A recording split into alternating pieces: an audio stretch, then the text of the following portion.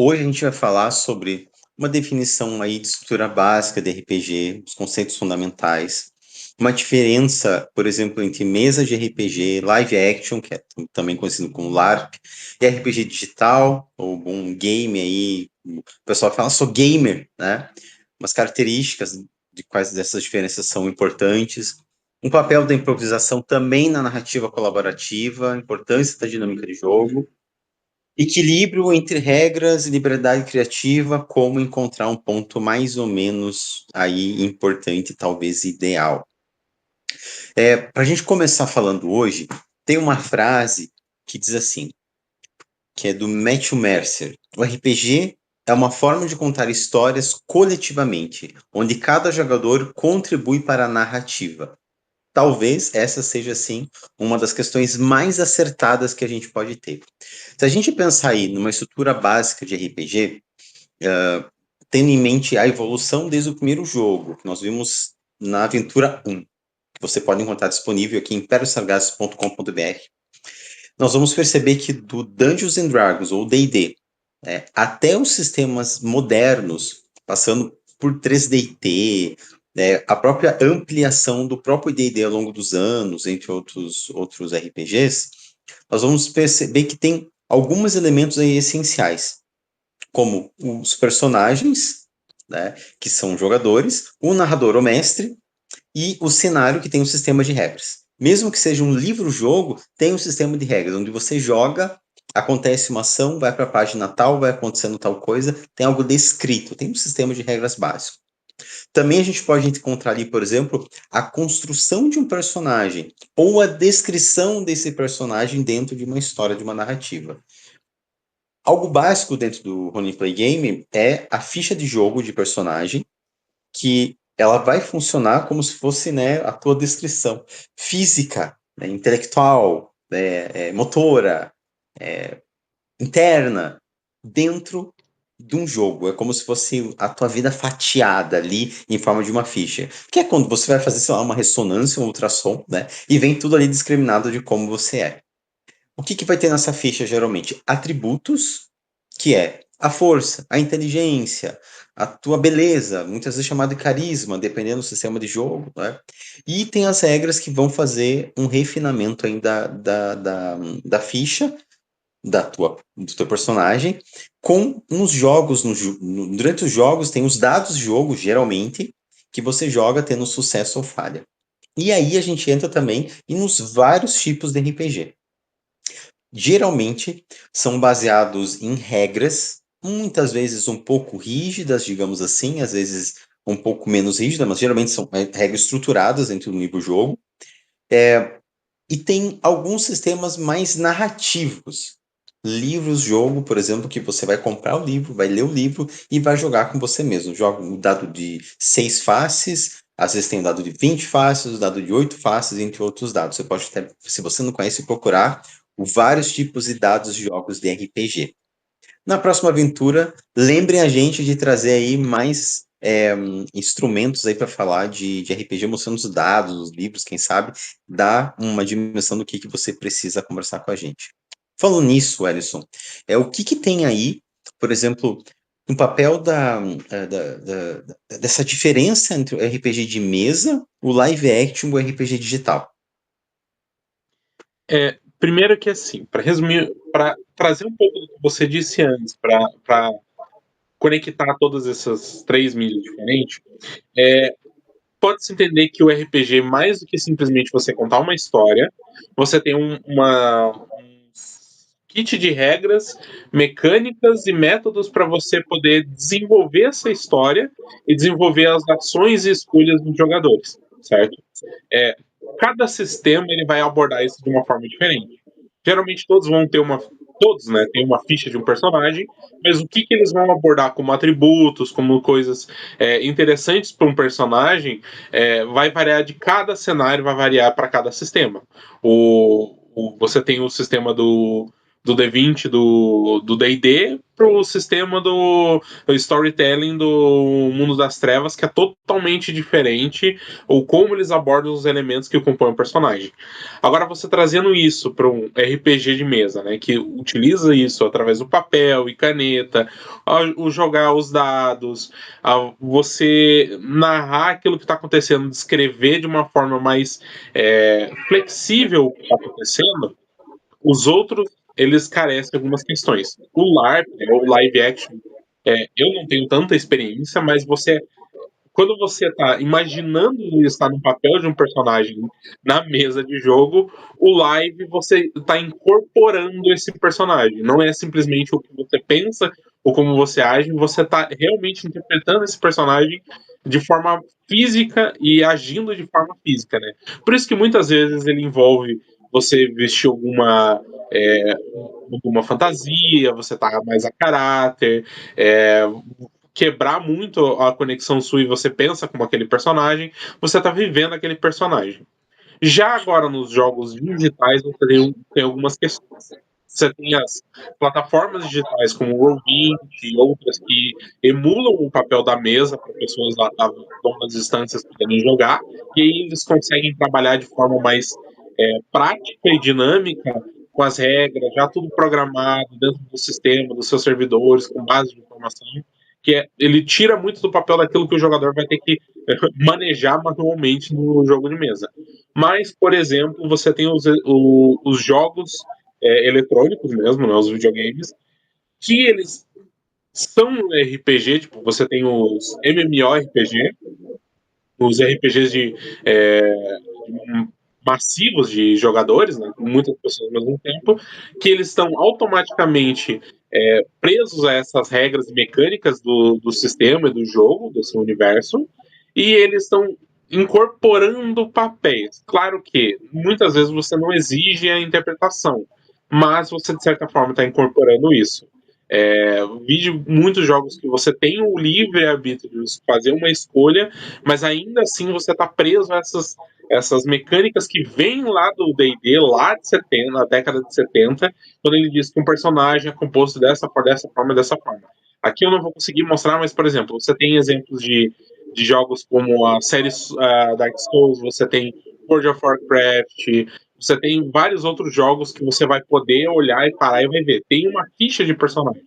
O mais direto que eu tenho uma experiência que é, por exemplo, a série Dark Souls e Elden Ring, por exemplo, ele tem de fato um momento que você consegue ver a ficha de personagem.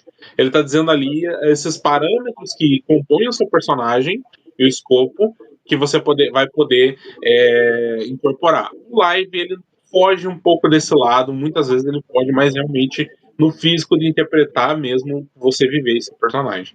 Acho que é bem isso alguma diferença, né? Penso que, independente se você joga RPG de mesa, que o Edson estava falando, o LARP, que é o Live Action Roleplay Game, Roleplay, aliás, o RPG digital, que é o pessoal mais gamer, né? Tem os híbridos, né? Com uma nova tendência aí, como plataforma do Roll20, o Foundry, que mistura o digital e o analógico, ou adaptação do sistema entre mídias, como o Cyberpunk 2077, entre outros. O legal é que a gente está falando de o papel da improvisação da narrativa colaborativa, a importância dessa dinâmica, essa interação. Então, pensar nisso é talvez resgatar, em um sentido muito curto, a minha história dentro do sistema do jogo de RPG, que começou lá com o D&D, foi pro Vampiro, foi pro 3DT, pro próprio Tormenta, e fazer um sistema próprio de jogo, como o Universo Impérios Sagrados, que é um sistema próprio de jogo, que a gente vai lançar, reza a lenda, né, que a gente vai lançar aí em forma, né, não, em forma física o livro-jogo, mas é olhar para a importância da improvisação, da interpretação dos personagens, tanto para quem está jogando quanto para quem está mestrando. Também pensar nas narrativas que vêm das mesas de jogo de uma maneira emergente e que trazem para nós a dimensão de uma história que vai se construindo de forma orgânica, baseada na decisão dos jogadores e jogadoras. De forma muito, muito importante, uma construção da narrativa coletiva, ou seja, de uma maneira que você vai tecendo uma narrativa, falando especialmente do RPG de mesa, em que ela vai se ampliando. Por exemplo, um personagem ou uma personagem que começa ali como uma guerreira, um guerreiro, nível 1, tem uns níveis na ficha de jogo, como assim tem na Pessoal Gamer que tem os níveis, né, que vai adquirindo, e que de repente vai se tornando importante, vira capitão ou capitão de uma guarda, de repente vira general de uma guarda, general de um império, e assim vai indo. Ou seja, tem essa narrativa construída e emergente que vai subindo. O que nós pensamos assim de falar de uma interpretação de personagens ou técnicas para aprofundar a atuação, a interpretação de dar vida aos personagens mais complexos? É você parar e pensar nesse personagem como se fosse literalmente uma outra vida, um outro eu que não a sua vida. Talvez seja um dos conceitos mais valiosos que a gente pode entender. Por quê? Porque isso dá dinâmica para o jogo, dá dinâmica para a narrativa, e não fica aquela coisa fria que você não é capaz de, por exemplo, impressionar. Porque não adianta só jogar um dado ou apertar um botão, você não vivenciar aquilo, se emocionar com aquilo. Vira uma coisa fria. Que você não vai conseguir fazer com que as pessoas digam, nossa, que legal essa interpretação visceral da mesa. Tá? Então, eu penso que pensar nisso e também entender como é que se dá da parte de quem está narrando, mestrando ou na Impérios Sagrados, que a gente chama de artífice de lendas, e gerenciando os conflitos dentro das narrativas, porque tem o personagem A e B, por exemplo, que vem de reinos ou impérios diferentes e tem uma animosidade, não se dão de jeito nenhum dentro da mesa, né? Como lidar com a divergência dos jogadores e jogadoras e as mudanças inesperadas dentro do enredo? Bom, aí talvez seja literalmente a sagacidade também de quem está mestrando. Você pode se basear, por exemplo, em técnicas de teatro, entender, estudar gerenciamento de conflito. Isso é muito legal para trazer dentro das narrativas, dentro das aventuras. E falando nisso, Ellison, como é que se dá, por exemplo, esse equilíbrio entre as regras e a liberdade criativa, né? Como que a gente pode encontrar esse ponto ideal? Isso é interessante porque recentemente eu vi um pequeno corte acho que de um evento live da mesa, acho que oficial do DD, do Baldur's Gate. Eles são com os dubladores do próprio jogo, né? Eles estavam jogando e uma das jogadoras ela estava querendo criar meios de esquivar de um golpe que poderia ser fatal para ela. E ela conversando, enrolando, querendo interpretar de uma forma diferente uma regra, uma rolagem de dado, um teste, um resultado. A mestra que estava mestrando o jogo, né, ela pegou e falou assim: tudo bem, eu vou aceitar você desviar desse golpe sem você precisar fazer nada. Mas eu quero um favor seu que você não pode recusar mais pra frente na campanha. É um modo que eu mesmo assim, então eu vou fazer algo na história, eu vou forçar você a fazer uma coisa em contrapartida com algo que você está sugerindo. Eu acho que tem muitas questões da liberdade. Isso também ele volta um pouco sobre o que é a regra, o que é a regra de ouro do RPG, pra, pelo porquê das regras existirem, o porquê que elas não são definitivas. No final de tudo, o RPG ele não é um trabalho, ele é algo para você se divertir. Você está criando uma história, você está desenvolvendo ela e trabalhando ela com todo o conjunto, inclusive com o mestre. Então, muitas vezes, em situações ou em campanhas específicas, é, as regras elas podem ser maleáveis de acordo com a situação ou de acordo com a campanha que você está vivendo. Isso vai variar muito do cenário, vai variar muito do tato do mestre em saber aonde ele vai dar essa liberdade, porque tem muitos casos onde um jogador chega com uma ideia de um personagem para criar aquele personagem com algo que não tem na regra ou não tem no cenário. Ele ele quer porque quer aquilo, você dá um jeito de trabalhar isso, mas não dá certo porque o jogador não consegue dar visão ou ele não consegue trabalhar isso bem com a mesa e com o mestre, né? A criatividade da narrativa, de você interpretar, ela, na maioria das vezes, ela vai se sobrepor às regras, de acordo, é claro, com a situação, né? Isso porque a história, quando você, quando alguém faz algo muito criativo e algo que desenvolve muito a história da campanha que você está vendo, que você está vivendo, isso pega aquela, puxa aquele fio de pensar, e se eu deixar isso seguir em frente para onde vai? Isso também vai cair muito no mestre, no narrador, no artífice, em saber como dosar e como trabalhar com isso. Eu acho que a criatividade é a chave do RPG para construir não só uma narrativa única do jogador e do mestre, mas para construir uma narrativa única em volta de todos, que possa tem uma questão do que a gente sempre dizia em ES, de algumas é, conceitos únicos, né? A questão da sintonia e excelência, né? No sentido de todos em conjunto conseguem trazer uma excelência para a história, consegue trazer algo grandioso para cada um, mesmo que ele não esteja envolvido direto na narrativa daquele personagem, daquele jogador. Eu acho que isso diz muito do RPG em relação de criatividade com as regras e com o grupo. Bom, o que eu penso que a gente está tentando trazer para você que está assistindo a gente agora ao vivo e está assistindo depois. Até um abraço para você que está assistindo a gente ao vivo e conversando com a gente. Eu penso que trazer um pouco sobre história, técnicas de interpretação e também aprofundar um pouco as noções de roleplay game é importante até para você que está mestrando, está jogando. Porque quando a gente fala assim e tenta pensar nessa criatividade, um sistema rígido versus um sistema flexível.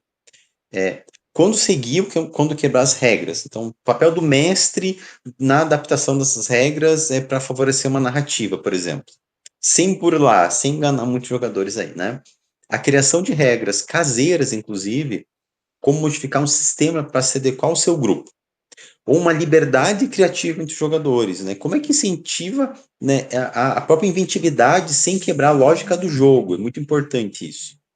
Ou a importância do consenso na mesa do grupo. Como estabelecer expectativas e equilibrar essa experiência para todo mundo? É o que a gente tenta discutir aqui. Até a próxima aventura, né, Welles? Até a próxima, pessoal. Se você quer descobrir mais, a gente vai abordar sobre a vista do jogador, sobre a vista do mestre, sobre como, da onde vem essa semente que nasce um sistema novo. A gente vai trazer nas próximas aventuras. Beijo, abraço a todos. Curte aí impériosagrados.com.br, espalha o curso RPG para todas as pessoas que você conhece. Mua!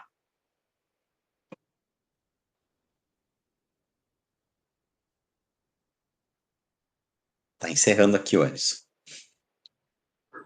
Eu achei que tinha congelado quando eu disse que tinha encerrado. Não sei. Ia encerrar, né? Ela vai encerrar. Mas, Em algum momento ela vai encerrar. Já tá um pouco devagar aqui, mas não tem problema. É bom quem tá assistindo ver que a gente passa, porque não é fácil, minha gente. Não é fácil o que a gente passa para fazer live, para fazer tudo, né? Encerrar vídeo ao vivo. tem muitas coisas, gente. Muitas coisas. Às vezes você programa uma coisa e simplesmente a plataforma não quer. Fala assim, não quer, não quer, não Não quer. quer, não quer. E aí é isso, aí você tem que dar teus pulos, né? Ela tá encerrando aqui, ela fala que live sendo encerrada, em algum momento ela encerra. Né? Para quem vai assistir o vídeo depois ou alguma coisa assim,